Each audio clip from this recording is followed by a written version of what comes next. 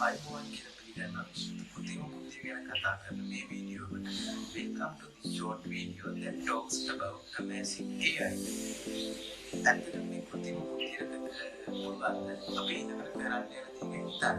මම දන්නේ can this AI really know what we are doing next? So ඇත්තටම ඒක කරන්න පුළුවන්. උදාහරණයක් විදිහට ගත්තොත් අපි තාක්ෂණික වීඩියෝ වල ඒව බලමු. ඒතකොට තාක්ෂණික වීඩියෝ වෙන්නේ මොකක්ද? ඒක දන්නවා. මේ තාක්ෂණික වීඩියෝ වල කැමති කියලා ඒකත් අපි තාක්ෂණික වීඩියෝ අපේ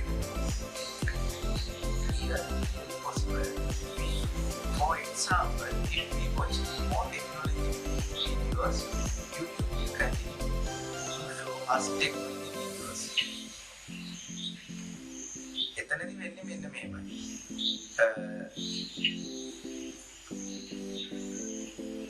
අපි කරන හැම දෙයකින්ම කෘතික බුද්ධියක් යොදාගෙන අපි කරන හැම දෙයක්ම ඒ හැම දත්තයක්ම ඒගොල්ලෝ ලබා ගන්න. ඒකට කෘතිම බුද්ධිය වගේ මේ දත්ත විශ්ලේෂණය කරලා තොරතුරු වගේ අපි කොයි වගේ පුද්ගලයෙක්ද කියලා ඒගොල්ලෝ හඳුනා ගැනීමේ ක්‍රියාව තියෙනවා.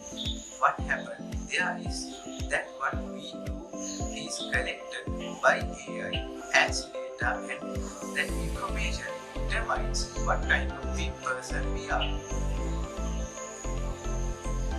අනේදා අපි දැනගන්න ඕනේ මේ තාක්ෂණික පාරිදර්ශන කරන හැම දෙයක්ම ඉතාම අවධානයෙන් ඉතාම පරිස්සම්කාරීව කරන්න. මොකද කිව්වොත් අද වෙනකොට චාගේ පෞද්ගලිකත්වයට ඉතාම තර්ජනයක් ඉන්න කරලා තියෙනවා මේ කෘතිම බුද්ධිය කියන දේ. Therefore, everything we do using technology is worth paying close attention to, because of technology, people's privacy has been threatened.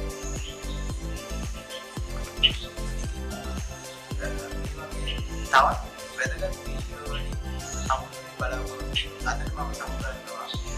It's you like this video. Goodbye.